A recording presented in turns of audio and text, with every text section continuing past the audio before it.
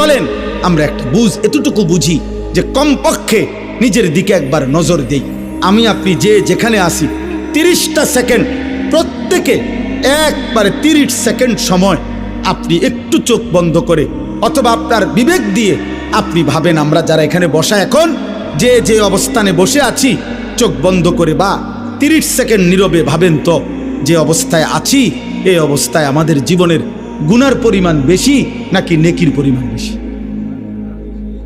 কি মনে হয়?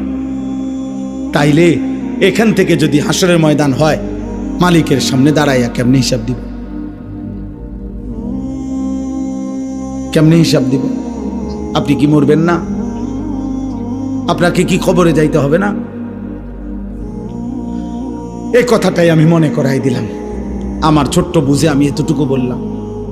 আল্লাহ তাআলা বলছে, বান্দা এবার যদি মনে করে থাকো তোমার গুনার পরিমাণ বেশি, তাইলে তুমি অন্য কোথাও গিয়ে লাভ নাই। আমি আল্লাহ তোমাকে আশ্বস্ত করতে চাই, গুনাহ যদি তোমার আসমান পরিমাণ হয়, গুনাহ যদি তোমার সমুদ্রের ফেনা পরিমাণ হয়, গুনাহ যদি তোমার হিমালয় পর্বত ছুঁয়ে যায়, গুনাহ যদি তোমার এই জমিনের বালুকণা পরিমাণও হয়, তুমি অন্যদিকে যাইও না। তুমি যদি শুধু বুঝতে পারো, অনুভব করতে পারো, তোমার ভিতরে যদি উপলব্ধি আসে আমার গুনাহ বেশি আর আমার এই গুনাহ আমার জাহান্নামে নিবে আর জাহান্নামের আগুন আমি সহ্য করতে পারবো না, খোদার কসম আল্লাহ বলেন এদিক সেদিক না গিয়ে বান্দা তুমি আমার দিকে ফিরে আসো, আমার রহমত থেকে নিরাশ হইও না। আমি ওয়াদা করলাম, আমি আল্লাহ এক সাগর নয়, আমি হাজার সাগর, এক পৃথিবী নয়, আমি আসমান ছোঁয়া গুনাহ একবারে একসাথে মাফ করে দেব। তুমি আমার কাছে আসো। এই কথাইটাই এখানে 24 নম্বর পারা 39 নম্বর সূরা জুমার, এই সূরার 53 নম্বর আয়াত।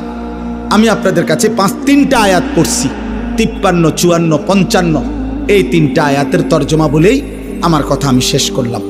আল্লাহ তাআলা বলেন, কুল, হে নবী আপনি বলেন, ইয়া ইবাদিয়াল্লাযীনা আসরাফু আলা আনফুসিহিম, হে আমার বান্দারা, তোমরা যারা নিজের উপরে গুনাহ করতে করতে সীমা অতিক্রম করে ফেলেছ, গুনার পাহাড় উঠায় ফেলছ, তোমরা নিজের উপরে যারা জুলুম করে ফেলেছ, তোমরা যারা জীবনটাকে শেষ তসতস করে ফেলছ।